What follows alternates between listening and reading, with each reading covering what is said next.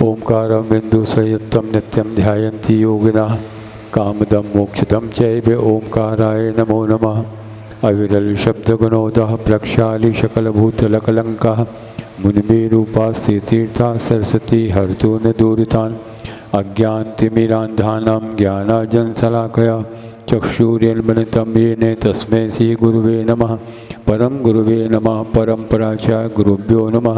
सकलकलुषविध्वंसकं शेषां परिवर्धकं धर्मसम्बन्धकं भव्यजीवनः प्रतिबोधकारकमितं शास्त्रं श्रीसमाधितन्त्रनामधेयम् अस्य मूलग्रन्थकर्तारासि सर्वज्ञदेवाः तदुत्तरग्रन्थकर्तारासि गणधरदेवाः प्रतिगणधरदेवाः तेषां वचनों साध पूज्यमासाद आचार्य प्रवर श्री पूज्यपाद स्वामी देवै विरचितं मंगलम भगवान वीरो मंगलम गौतमो गणी मंगलम कुंदकुंदाद्यो जैन धर्मोस्तु मंगलम सर्वमंगलमांगल्यम सर्वकल्याणकारकम प्रधानम सर्वधर्माणां जैनम जयतु शासनम कोटिशतं द्वादश्चैव कोट्यो लक्षणानि तिस्तस्तकानि चैव पञ्चाशदष्टौ सहस्रसङ्ख्यमितच्छदं पंचपदं नमामि। अरहंत भासी अत्थम गणहरदेवीहं गन्धियं सम्मं प्रणमामि भक्तियुक्तो सुदनाडमोह विहं शिरसा इच्छामि वन्ते सुदभक्ति कावसो कौतस्थालोचो अंगो बंगो पहिण्य पावण्य पणियम्मि सुद प्रणमामि ओक पुब्बगे विचुलिया चैव सुत्तथैथिथुयं कायं साणिष्कालम् अंचेमि पूजेमि वन्दामि नमस्सामि दुःखकौ कुम्भकौ बोहिलाहो सुखे गमनं समाहि मरणं जिनगुण संपत्ति हो मज्जम अथ प्राणिक स्वाध्याय वेलम श्रीमद आचार्य भक्ति कायोत्सर्गम करो में हम।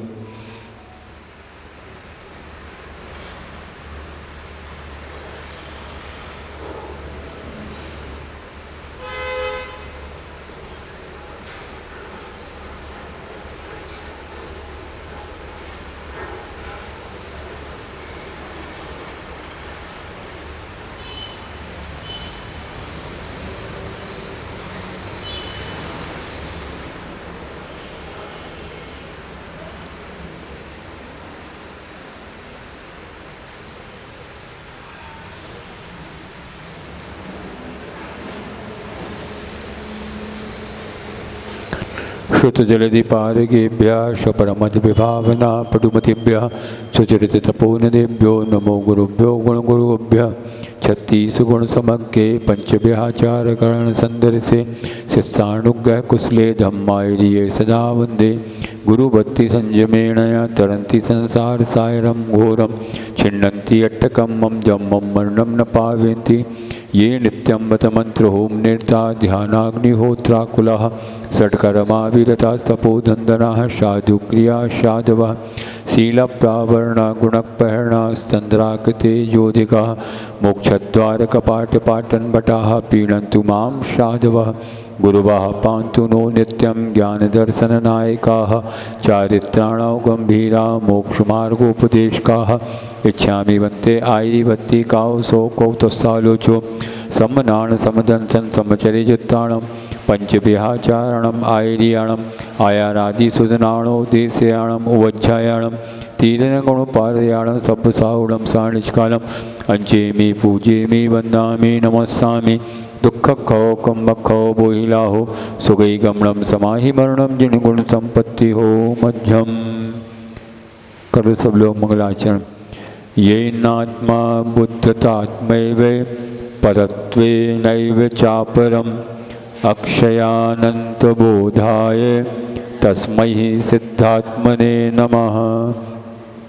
कुंडलपुर के बड़े बाबा मूलनायक श्री आदिनाथ भगवान की, आचार्य भगवान श्री पूज्यपाद स्वामी महाराज की, आचार्य भगवान श्री विद्यासागर जी महामुनिराज की, आचार्य परमेष्ठी भगवान श्री समय सागर जी महामुनिराज की, 3 कम 9 कोटि महामुनिराजों की,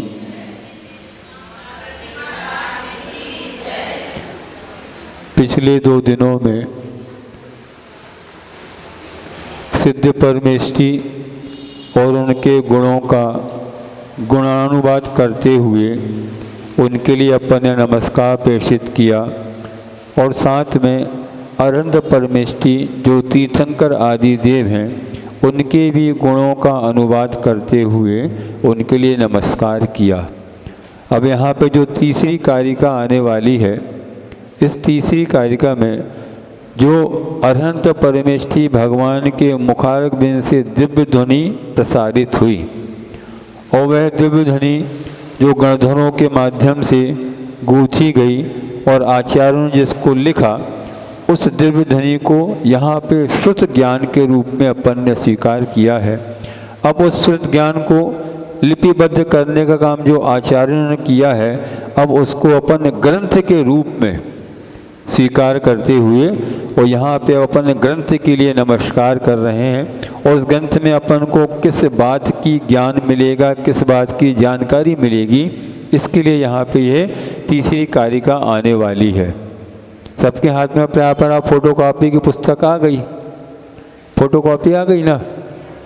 हाँ, अपन प्रयास करेंगे 2-4 दिन में आप लोग को अच्छा लगेगा तो पुस्तक मंगा लेंगे, ठीक है, नहीं तो बगैर पुस्तक के पढ़ेंगे तो यही ग्रंथ अपन। कठिन है, कठिन है तो भैया आत्मा को प्राप्त करना सरल है क्या? जब कठिनता से काम करेंगे, पुरुषार्थ करेंगे, तभी तो आत्मा को अपन पहचान पाएंगे और आत्मा में हो पाएंगे। पढ़ें तीसरे नंबर की कारिका देखो, तीसरे नंबर का श्लोक। श्रुतेन लिंगेन यथात्म शक्ति समाहितान्तः कर्णेन सम्यक समीक्ष्य कैवल्य सुखस्पृहाणाम विविक्त मात्मान मथाभिधास्ये। श्रुतेन लिंगेन यथात्म शक्ति समाहितान्तः कर्णेन सम्यक समीक्ष्य कैवल्य सुखस्पृहाणाम विविक्तमात्मान मथाभिधास्ये। पढ़िए सब लोग एक साथ।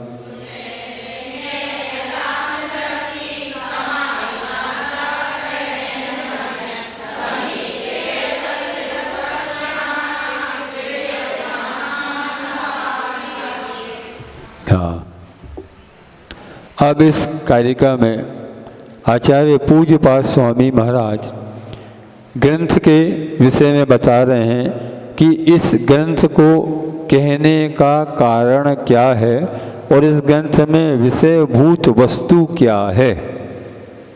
तो आचार्य महाराज बता रहे हैं श्रुतेन लिंगेन, मतलब श्रुत ज्ञान रूपी लिंग से, मतलब उसके लक्षण से, श्रुत ज्ञान रूपी लक्षण से यथात्म शक्ति, अपनी शक्ति के अनुसार, यथ आत्म शक्ति, यथ यानी अपनी, आत्मा यानी आत्मा, और शक्ति अपनी आत्मा की शक्ति के अनुसार समाहितान्तः कर्णेन, मतलब मन की एकाग्रता से,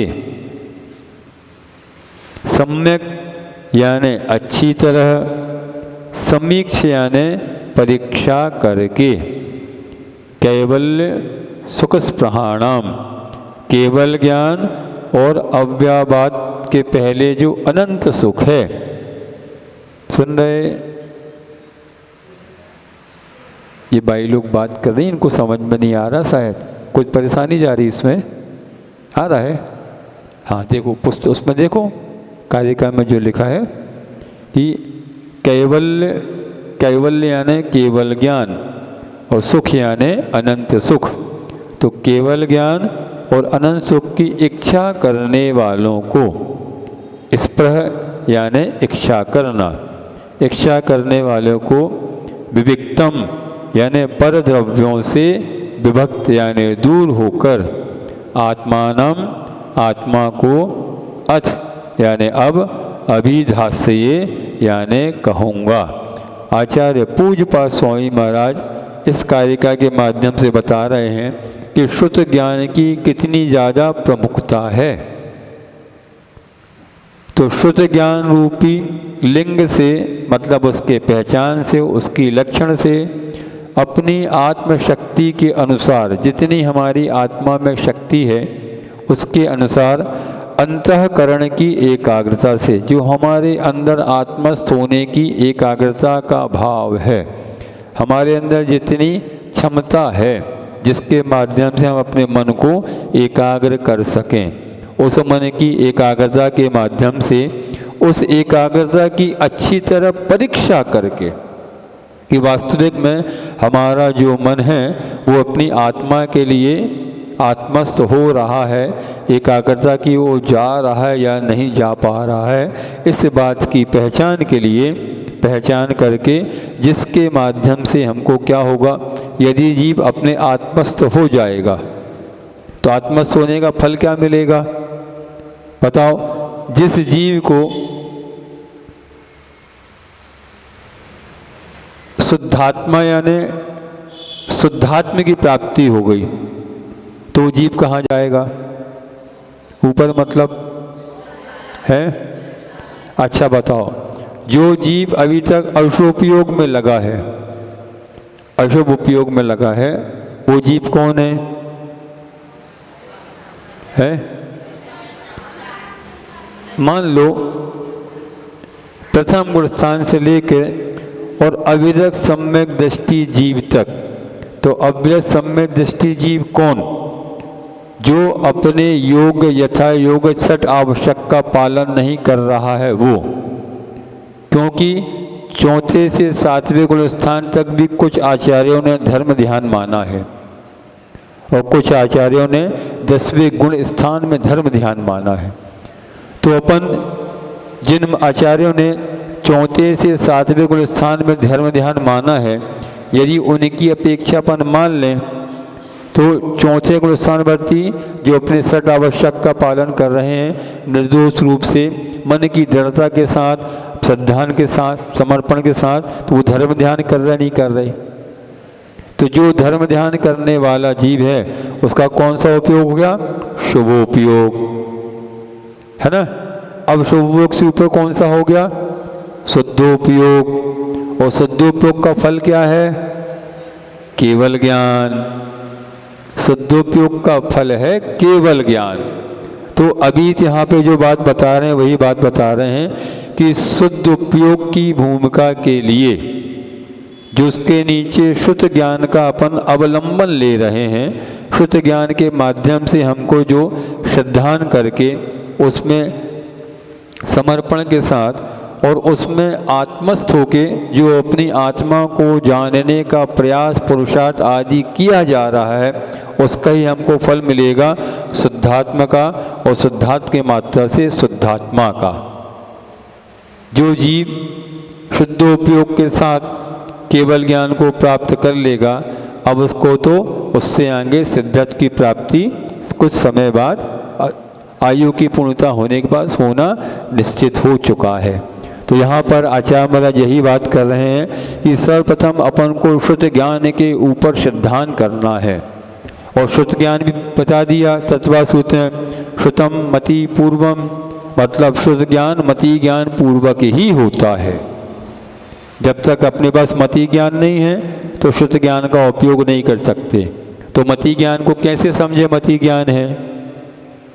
जैसे इधर देखो सब लोग उदाहरण बता रहे, ये कैमरा लगा आपके सामने, तो आपके ज्ञान ने, मति ज्ञान ने सबसे पहले विषय बनाया ये कैमरा है, ठीक। तो जैसे ही आपने कैमरे को अपने ज्ञान का विषय बनाया हो गया मति ज्ञान। अब शुद्ध ज्ञान क्या काम करेगा? अब शुद्ध ज्ञान देखेगा कैमरा तो है लेकिन ये क्या है। अभी सामान्य से देखा कुछ है, कुछ है, तो कुछ है आपका मति ज्ञान का विषय बन गया।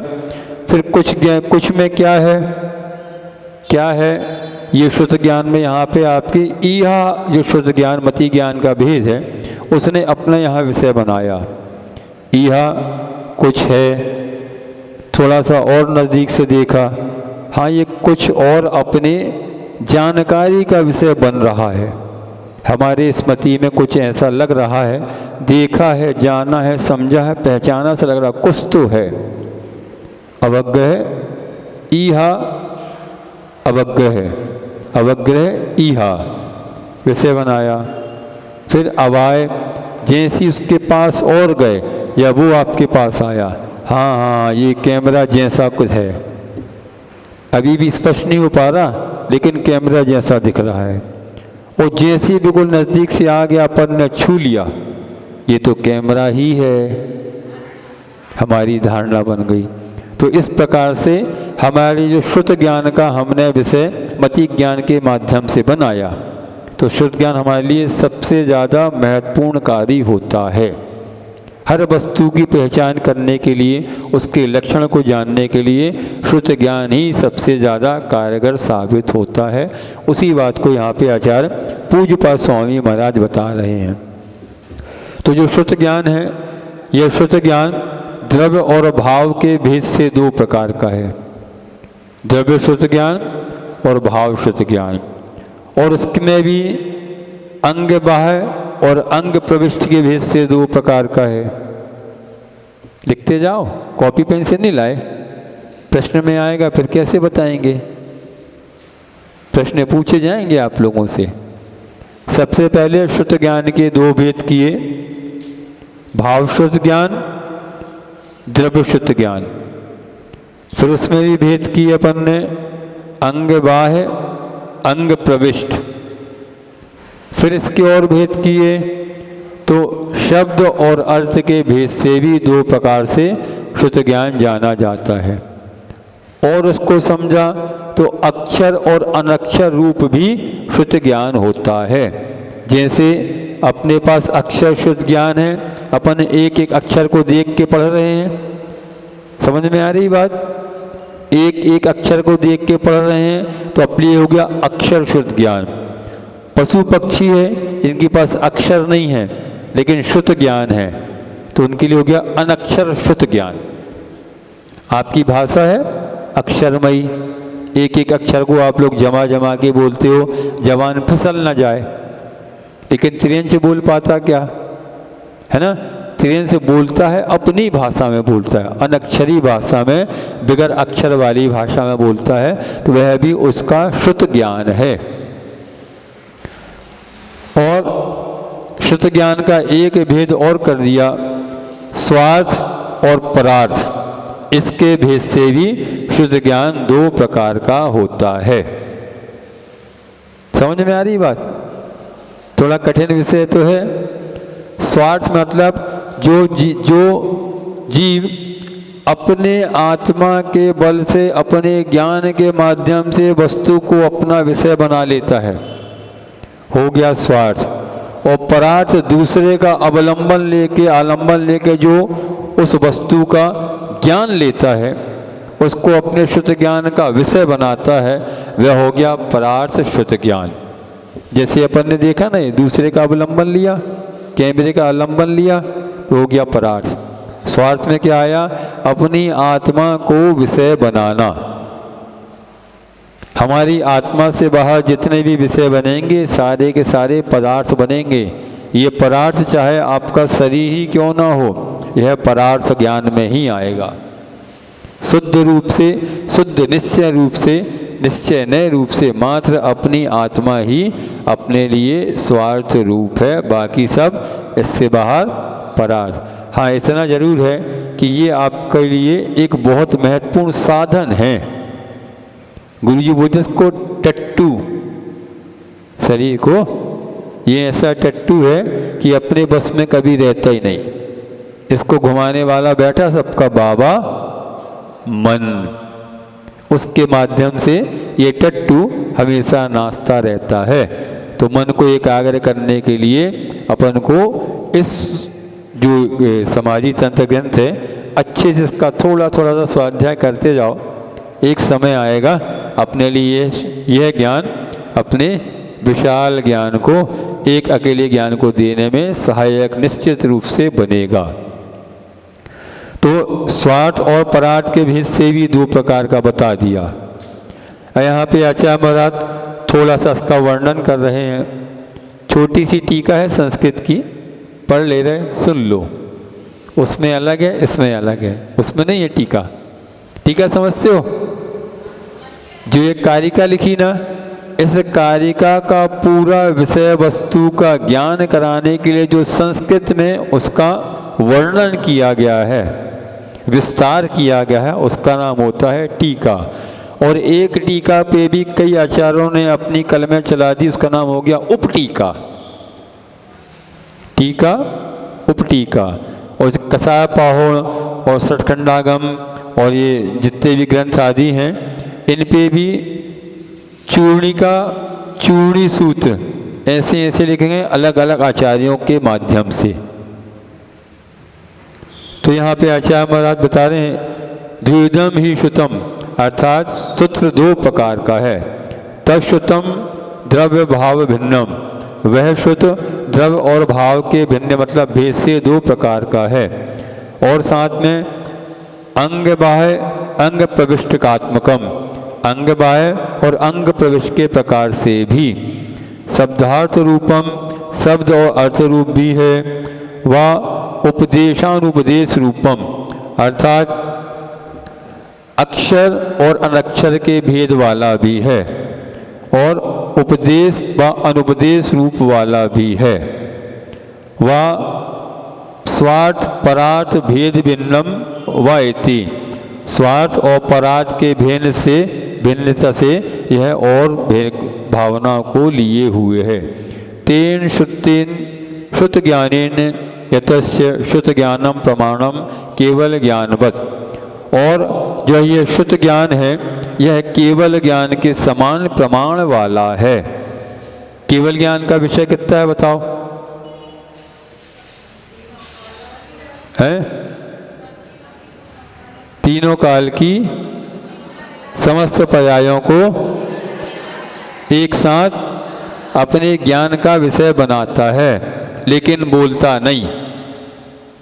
केवल ज्ञान की विशेषता है, बोलता नहीं, लेकिन शुद्ध ज्ञान तो बुलवा देता है, शांत नहीं बैठने देता।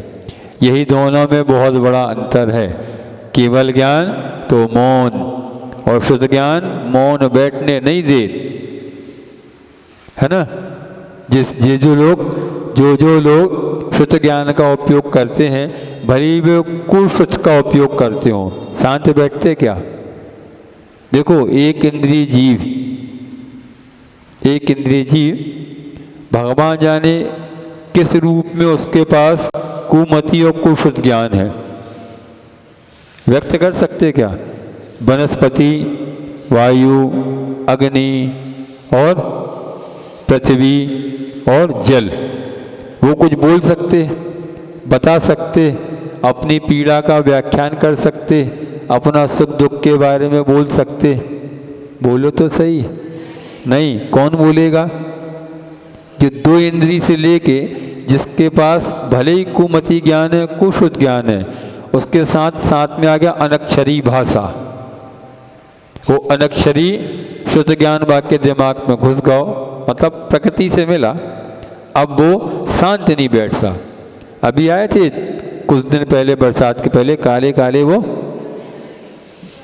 झिंगरे हैं, कैसी आवाज करते रात में, एक सेकंड शांति से नहीं बैठन देवे। तो क्या है, उसके लिए ऐसा ही मिला है, उसकी अनक्षरी भाषा ही ऐसा है, और उसका उपयोग भी उसमें ही लगा हुआ है। माँ कौन सी बात ची ची ची की आवाज़ कर रहा है, कानों में अटपटी सी लगती है बहुत। सोचो, ये जो आपके सामने अभी पिछले 15 दिन पहले सड़कों पर लाखों करोड़ों बिछे थे, उन सब पर्याय से निकल के आए हो, समझे? वहाँ से निकल के यहाँ पे आ गए, और अब भी अपने ज्ञान का उपयोग सदुपयोग रूप में नहीं किया, तो भविष्य में कहाँ जाना है? फिर घूम के वहीं जाना है ना, वहाँ कर रही बाई।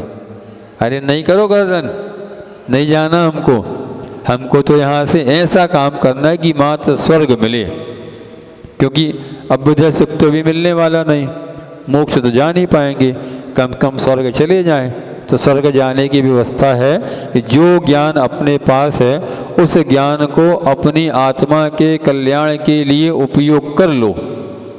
स्वाध्याय में लगा लो, भक्ति में लगा लो, व्रत नियम संयम में लगा लो, और पंचेंद्रिय के विषयों को समेट कर क्या परिज्ञ कौन सा अणुव्रत हो, परिज्ञ परिमाण ऐसी कुछ अणुव्रत है ना, वहाँ तक लाके समेट लो। गर्दन तो हिल रही है लेकिन समेटना कठिन होता है, अनादिकाल के संस्कार हैं। एक दिन हमने कहा था आप लोग वो फिल्म देखो, एक चीज मिलेगी वंडरफुल, कितने लोगों ने देखी? देखी 4-5 लोगों ने। सुनो, उस फिल्म के माध्यम से आपको इस पूरे ज्ञान के विषय को समझने में बहुत जानकारी मिलेगी। एक वो मेंढक है, उस फिल्म में बताया, वो मेंढक पानी में है, उसने दूर से देखा कि कोई दूसरा जीव मेरा शिकार करने आ रहा है, तो वो अपने आँखों से खून की धारा छोड़ता है, ऐसी पिचकारी मारता खून की कि सामने वाला जीव जैसे इसके ऊपर पिचकारी पड़ी खून की, वो डर के भाग जाता। इतना छोटा सा मेंढक है, लेकिन क्या गजब की उसके लिए प्रकृति ने विशेषता बनाई।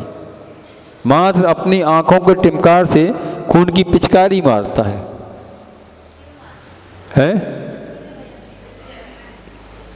हम यहाँ मजाक कर के बैठे का, हम आपको क्या बता रहे कि कितने बड़े ज्ञान का विषय है वो। सोचो आप, उसी में बताया कि वो चींटी 3 इंद्रिय जीव है। विदेश में कहीं चींटियों ने एक 50 फीट बाई 50 फीट की एक कॉलोनी बनाई, और इतनी मजबूत कॉलोनी बनाई। सबसे पहली बात तो वो एयर कंडीशनर है उसमें पूरा। दूसरा, इतनी मजबूत है कि उसको ड्रिल मशीन के माध्यम से तोड़ने का प्रयास किया, वो टूटी नहीं। बताओ, उतनी सी चींटी कुछ शुद्ध ज्ञान है लेकिन उपयोग कितना बड़ा कर रही। उतनी सी चींटी जिसके पास मन नहीं है, असंगी है, लेकिन इतने अनुशासन में चलती, एक के पीछे के मनुष्यों को शिक्षा लेनी चाहिए। आड़े तिरछे बैठ गए, जिनवाणी हाथ में ले ली, नींद आ रही, सोने लगे। चींटियों से सीखो अनुशासन, कितना गजब का अनुशासन। और एक चींटी को फूंक मार के या वहाँ किया तो सूंघ के पुनः वहीं पहुँच जाएगी। जब चलेगी तो अनुशासन में एक के पीछे एक ही चलेगी। सोचो किस प्रकार से वो अपने ज्ञान का उपयोग कर रही, और मनुष्य कैसा उपयोग कर पा रहा। ये पर्याय मिली है अपनी आत्मस्थ होने के लिए, आत्मा के स्वभाव को समझने के लिए। लेकिन कितना समझ पा रहे? नींद तो नहीं आ रही? नहीं आ रही? पक्का? चलो अच्छा, सब समझदार लोग आ गए। तो भले ही वो अपने सामने एक छोटी सी फिल्म चलचित्र के रूप में है, लेकिन बहुत ज़्यादा ज्ञान का विषय दे रहा है अपने लिए वो। उस फिल्म का जो अंत स्वरूप बताया, अंत में क्या बताया कि एक व्यक्ति को रसगुल्ला छेना बहुत पसंद है, मीठा छेना। तो उसके सामने एक कांच के बर्तन में भर के रसगुल्ले रख दिए। 20-25 रसगुल्ले रखे थे शायद, बड़े बड़े साइज के। भाई साहब खाइए। 1 खाया, 2 खाया, 3 खाया, 4 खाया, 5 खाया, 6 खाया, बस अब इससे ज़्यादा नहीं खा सकता। क्यों? अभी तो आपकी इच्छा थी छेना खाने की, और आपको छेना बहुत अच्छा लगता है। हमारा मन है एक और खाओ, तो अगले के कहने पे एक और खा गया। भैया अब बस नहीं नहीं नहीं, अभी तो अच्छा है ना, आपको उसमें रस आ रहा है। रस आ रहा नहीं आ रहा? नहीं आ रहा रस, छेने में रस नहीं आ रहा। अरे छेने का रस लेने के लिए तो छेने को आप क्या है ग्रस रहे हो, उसको ग्रसित कर रहे हो, उसमें रस आ रहा है। लेकिन अपना ज्ञान अपन को किस बात की शिक्षा दे रहा है कि तुम जितना ज़्यादा उपयोग करोगे उतना तुम्हारे स्वास्थ्य के लिए हानिकारक है। जैसे वो रसना इंद्रिय का विषय आपके स्वास्थ्य के लिए हानिकारक है, ऐसे आपके लिए और 4 इंद्रियों के विषय भी स्वास्थ्य के लिए हानिकारक हैं और आपकी आत्मा के कल्याण के लिए हानिकारक है। यही प्रयास पुरुषार्थ करना है कि जो 5 इंद्रियों के विषय हैं, 27-28 विषय, उन विषयों में अपन को पुरुषार्थ करके उसको जीतना है। तो आचार्य महाराज यहाँ पे यही बात कह रहे हैं कि शुद्ध ज्ञान जो है, तो को कहने में छोटा सा ज्ञान, 5 ज्ञानों के भेद में एक ज्ञान है शुद्ध ज्ञान।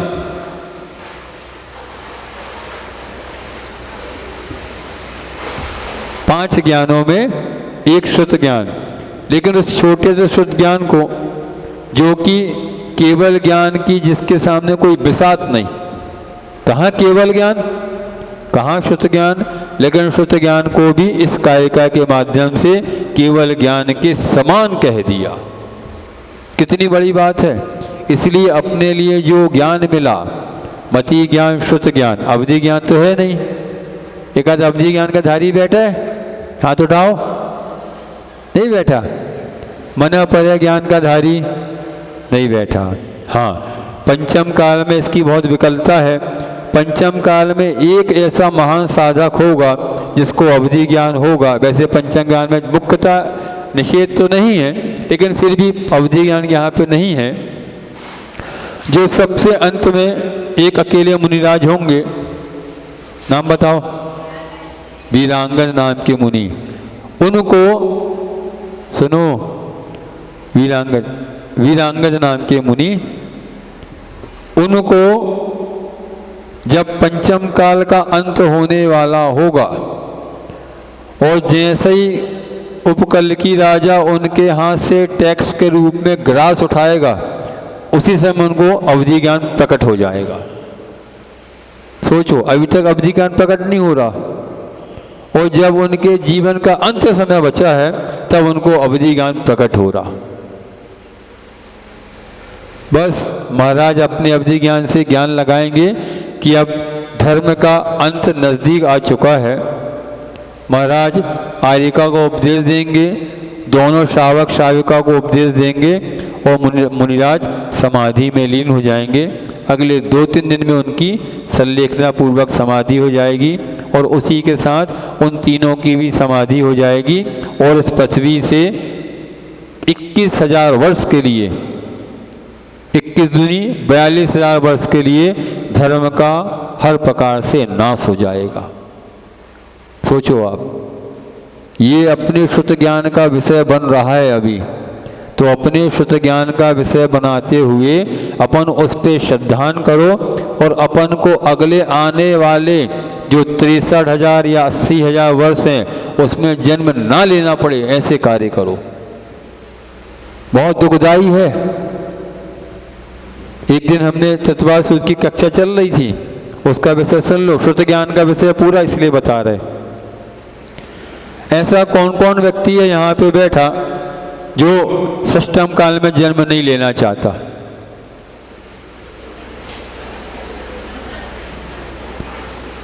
अच्छे से हाथ उठाओ। षष्ठम काल में जन्म नहीं लेना, नहीं लेना, काम तो वैसे ही कर रही। षष्ठम काल सबसे ज्यादा दुख भरा काल है, दुख में भी दुख। सुनो, षष्ठम काल के दुख का वर्णन तो अपन ने कर दिया, लेकिन षष्ठम काल में जाने से कैसे बचना है इसको शुद्ध ज्ञान के विषय के माध्यम से समझ लो। मनुष्य पर्याय मिली, जैन कुल मिल गया, अब भी आपने अपने व्रतों का, नियमों का, संयमों का, धर्म का पालन नहीं किया और मान लो मरण हुआ और मरण करने के बाद नरक चले गए। सुनो तो, नरक चले गए।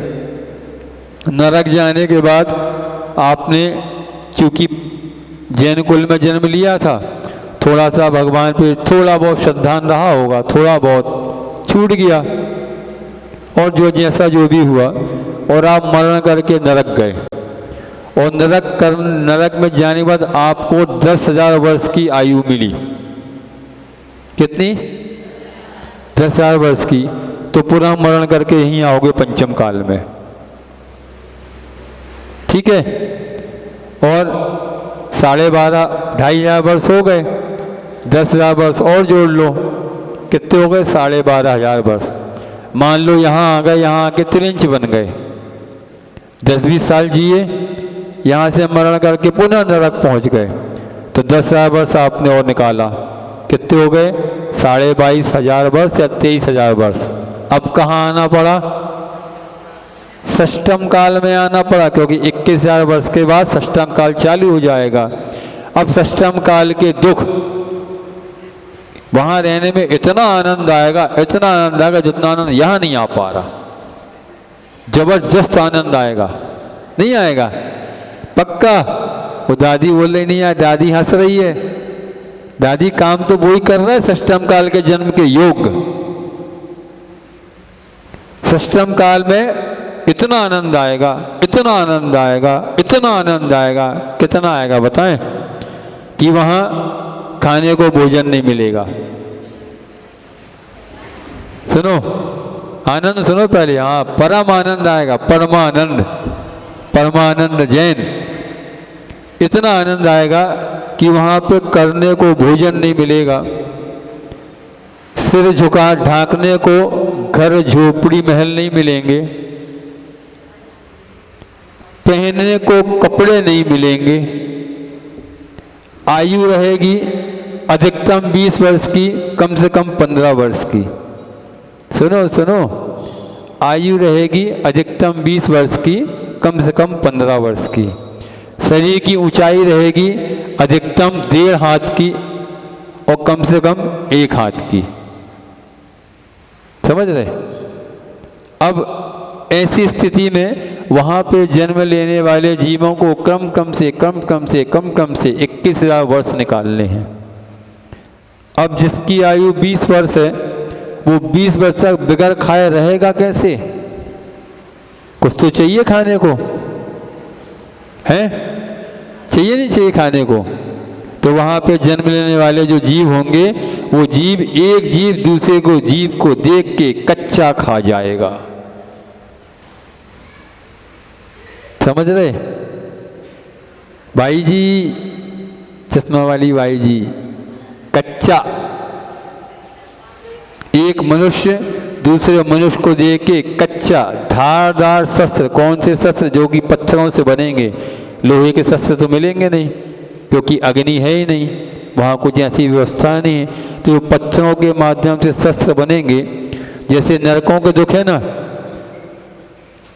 जैसे नरकों के दुख हैं कि जैसे अम्बावरी जाति के देव उठा उठा के पटकते हैं ना, ऐसे वहाँ के षष्टम काल के मनुष्य दूसरे मनुष्य को उठा के पटकेगा, उसके नरकों को जैसे दुख का आनंद दिलवाएगा। वो जैसी शरीर से प्राण निकलेंगे तो आपको कच्चा चीर फाड़ के खा जाएगा। अच्छा नहीं लग रहा? नहीं लग रहा? षष्टम काल में जाना, आनंद, परम आनंद, परमानंद। नहीं जाना? पक्का? हो तो कहो, जावे के लाने हैं? नहीं जाना? पक्का? तो फिर आज से नियम ले लो कि हमारे जितने भी व्रत नियम संयम हैं, भले ही हमारे प्राण चले जाएं, लेकिन हमारे उन नियमों में हम बट्टा नहीं लगने देंगे, दोष नहीं लगने देंगे। किंचित कदाचित श्वास की अनुकूलता प्रतिकूलता कारण हो जाता है, कोई बात नहीं, सबके साथ लगा हुआ है। अपन उन दोषों को अपनी कॉपी में, डायरी में लिखो और अपने आचार्य महाराज के पास जाकर उसका प्रायश्चित आदि लेकर शुद्धिकरण करो, तब आपके लिए कुछ स्थिति बन सकती है। और साथ में 6 आवश्यक का पालन करना अनिवार्य है। सबसे पहला उसमें कंपलसरी पेपर, कंपलसरी प्रश्न। पेपर में सबसे ज़्यादा कंपलसरी प्रश्न है, अनिवार्य प्रश्न है, आपको 6 आवश्यक का पालन प्रतिदिन करना है। अनुकूलता प्रतिकूलता अलग बात, उसके लिए बता दिया प्रायश्चित की स्थिति, चाहे प्रतिमाधारी हो, चाहे अन्य श्रावक हो, और चाहे हम हो। कुछ ऐसा होता है तो हम लोग भी आचार्य महाराज से प्रायश्चित आदि लेते हैं। हमारे साथ हुआ, अपनी घटना सुना दे रहे। 2015 में बीनावाड़ा चातुर्मास में हमको बुखार आया और इतना असहनीय सिर में दर्द रहा 15 दिन कि हम 15 दिन मतलब 15 × 24 360 घंटे सोए नहीं। इतना सिर में दर्द, इतना सिर में दर्द, और हमने 15 दिन गुरु जी को बताया भी नहीं। तो 16वें दिन एक महाराज जी के हाथ से खबर भेजी हमने, अभी गुरु जी को बता दो 15 दिन से ऐसी स्थिति हो रही है। तो गुरु जी ने फिर हमारे लिए उपचार कराया।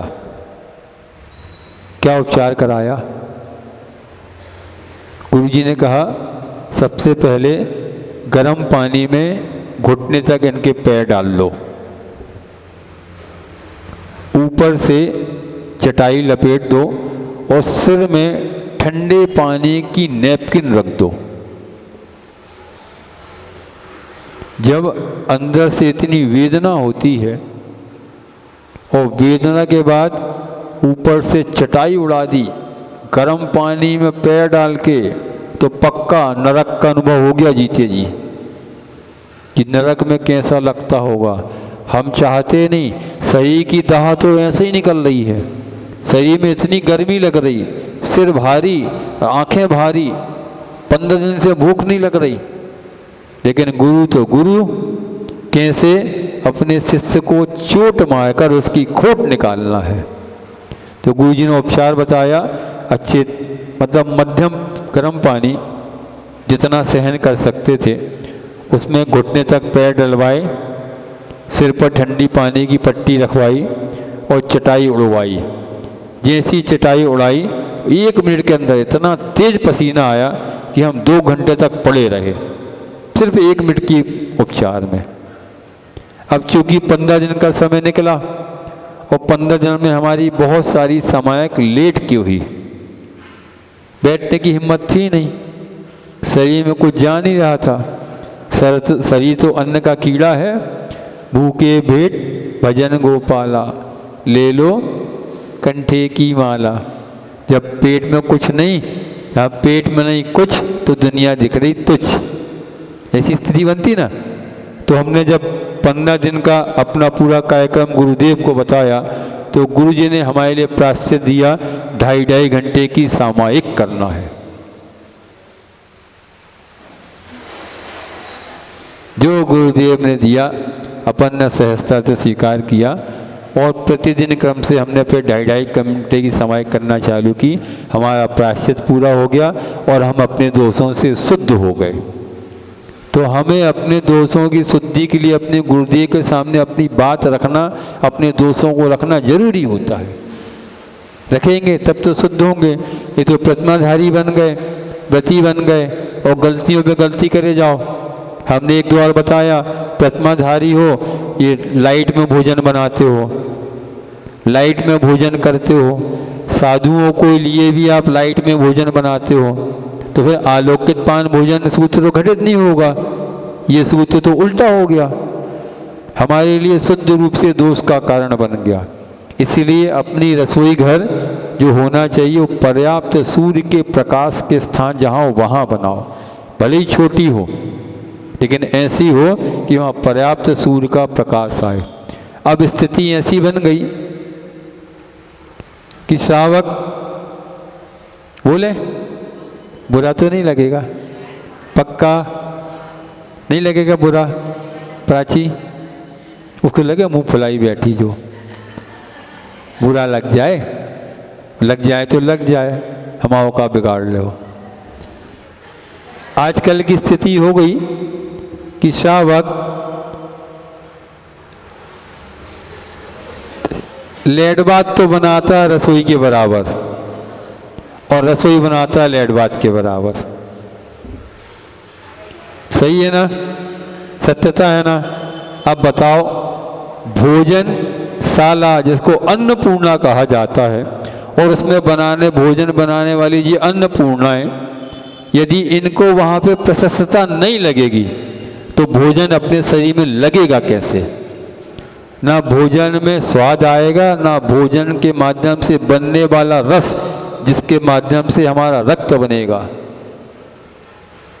इसीलिए सूर्य का पर्याप्त प्रकाश रसोई घर में होना अति आवश्यक है। जैनाचार्य ने कोई बात ऐसे औपचारिक रूप से नहीं बताई। किस प्रकार से हमारे जीवन का निर्वहन, दैनिक चर्या का निर्वहन होना चाहिए, इस बात को उन्होंने वीतराग विज्ञान की दृष्टि से घटाते हुए और आज के विज्ञान के सामने रख दी। इस बात का आप लोग को विशेष रूप से ध्यान रखना और प्रयोग करके देख लो। जिसके चौके में पर्याप्त सूर्य का प्रकाश आता हो, सूर्य के प्रकाश में वो साविकाएं भोजन बनाती हो और सूर्य के प्रकाश में ये पूरा परिवार भोजन करता हो, उनकी विचारधाराएं और अपनी विचारधाराओं से तुलना कर लो। 100% आपको उसका परिणाम अपने सामने देखने मिल जाएगा। यह पूरा का पूरा शुद्ध ज्ञान का विषय है। समझ में आ रहा भाई? नींद तो नहीं आ रही? शुद्ध ज्ञान का विषय समझ में आ रहा ना? जितना भी अपने सामने ज्ञान का विषय आ रहा है, पूरा शुद्ध ज्ञान के माध्यम से ही आ रहा है। सामान्य से देखा, उसके बाद अपन ने जितना उसमें ऊहापोह की, जितना भागा दौड़ी की, जितना दिमाग चला रहे, यह पूरा शुद्ध ज्ञान के माध्यम से ही लगा रहे हैं। तो आचार्य परमेष्ठी भगवान जो तीर्थंकर की वाणी को अपने लिए दे रहे हैं, इस कार्यका के माध्यम से श्रुतेन लिंगे मतलब श्रुत रूपी ज्ञान की जो पहचान लक्षण है, उसके माध्यम से हम अपनी आत्मा का कल्याण कर सकते हैं और करना चाहिए। इसीलिए सिद्ध परमेष्ठी, तीर्थंकर या अरहंत परमेष्ठी, और अब यहाँ पे आ गया श्रुत यानी उनके द्वारा बताई हुई जिनवाणी। अब जो आगे कारिका आएगी उसमें अपन वास्तविक रूप से अब आनंद आएगा। अभी तो आपको 2 दिन थोड़ा सा नींद आ गई, अब दिखता तो है हमको, नींद तो आती है लोगों को, थोड़ा कठिन विषय लगा। लेकिन अब यहाँ से अपन जो पढ़ेंगे तो आप 6 ढाला से इसकी तुलना करते जाना। जो 6 ढाला में पढ़ा ना, आत्मा के स्वरूप को, आत्मा के प्रकार को, आत्मा की भेद भिन्नता को, अगली कायिका से अपने सामने वो सारे विषय वस्तु प्रकट हो जाएंगे। उसी बात को यहाँ पे आचार्य महाराज ने बताया कि शुद्ध ज्ञान और केवल ज्ञान में मात्र इतना अंतर है कि शुद्ध ज्ञान तो है परोक्ष, परोक्ष को विषय बनाता है, लेकिन केवल ज्ञान प्रत्यक्ष को विषय बनाता है। ये बहुत बड़ा अंतर है, सकल प्रत्यक्ष और विकल्प प्रत्यक्ष। केवल ज्ञानी के लिए सकल प्रत्यक्ष, अपनी आँखों से, अपने ज्ञान से सब जान रहे और देख रहे, 3 लोक की, समस्त जीवों की, समस्त द्रव्यों की, पर्यायों को। लेकिन शुद्ध ज्ञान उतना विषय तो नहीं बना पाएगा, शुद्ध ज्ञानी उतना विषय तो नहीं बना पाएगा, लेकिन शुद्ध ज्ञान के माध्यम से ही केवल ज्ञान की प्राप्ति होती है।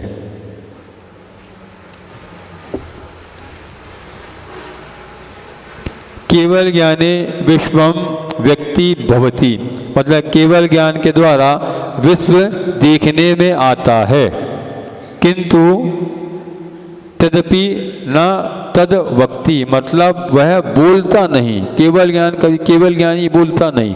केवल ज्ञान कल बताया था, केवल ज्ञानी बोलते क्या?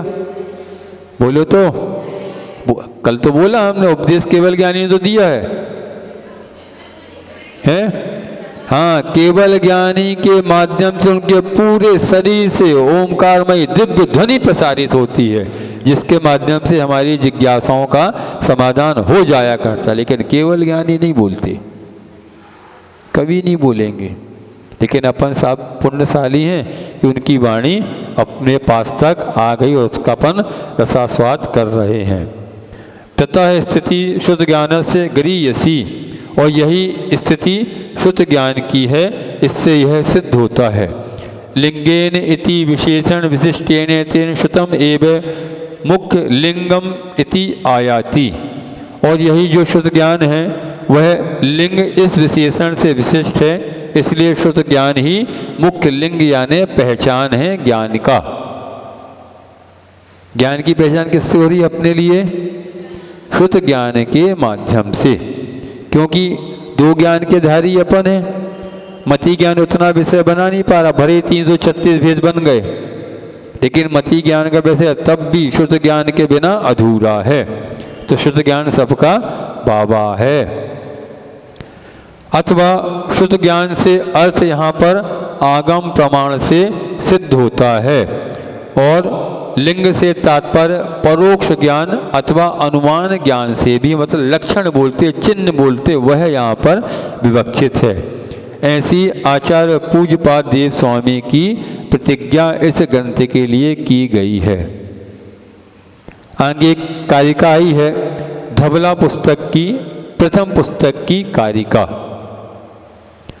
प्रणव विद्या भावा अनंत भागोदु अणहि लप्पाणम, प्रणव विद्याणम पुर अनंत भागो सुदृढ़ बद्धो।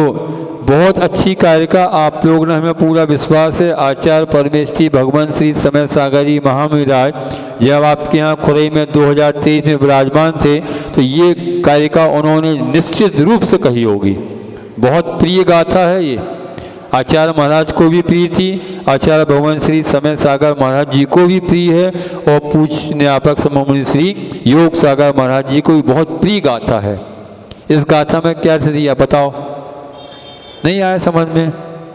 आपने श्रद्धा के साथ सुना भी नहीं? हम वही तो बोले, श्रद्धा के साथ सुना। अब श्रद्धा के साथ अर्थ समझ लो, बहुत सरल अर्थ है, सबको पता है, लेकिन गाथा क्या है ये नहीं पता, इसलिए बोल रहा, पता नहीं, सबको अर्थ पता है। इसके अर्थ में लिखा है कि शब्दों के द्वारा प्रज्ञापनीय पदार्थों से वचनातीत पदार्थ अनंत गुणे हैं। जो अपने ज्ञान में बताए गए पदार्थ हैं उनसे भी कहीं ज़्यादा पदार्थ इतने ज़्यादा हैं, इतने अनंत गुण हैं जिनको अपने वचनों से कह नहीं सकते। जानते हैं लेकिन कह नहीं सकते। अर्थात अनंतवे भाग प्रज्ञापनी मतलब अपने ज्ञान का विषय बनता है।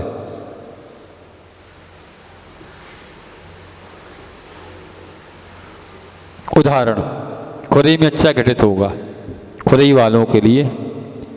मान लो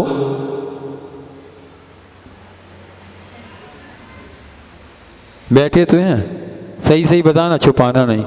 कोई एक सावी का हाथ उठाओ जिनके घर में 100 एकड़ जमीन हो, यहाँ बैठी 100 एकड़ है ना। सुनो, अनुमान देखो, अभी अनुमान से देखो। इन्होंने बताया इनके यहाँ 100 एकड़ जमीन है, और अनुमान लगाओ कि 100 एकड़ जमीन में 1 एकड़ जमीन की राशि या कीमत आज के समय में 1.5 करोड़ या 2 करोड़ रुपए है। तो 100 करोड़ कितने, 100 करोड़ जमीन की राशि कितनी हो गई? 200 करोड़। ठीक है, अब 200 करोड़ रुपए को यहाँ पर लाकर और 10-10 के नोट की गड्डी से भर दिया जाए। 10 के नोट की गड्डी से, 500 के, 200 या 100 की गड्डी, 10 की गड्डी से कितना स्थान लगेगा? है ये पूरा परिसर ऊपर वाला पूरा भर जाएगा ये।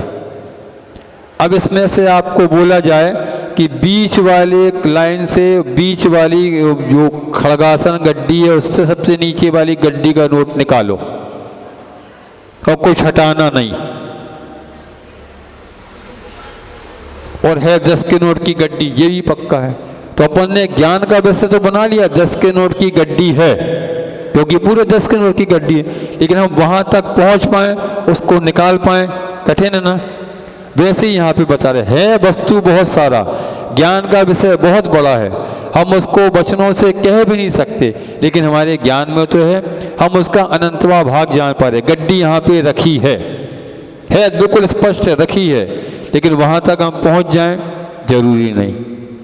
पहुंच भी सकते हैं, सबको हटाना पड़ेगा, व्यवस्थित करने पड़ेगा, अंत में पहुंचना हम अपने ज्ञान का विषय उसको बना सकते हैं।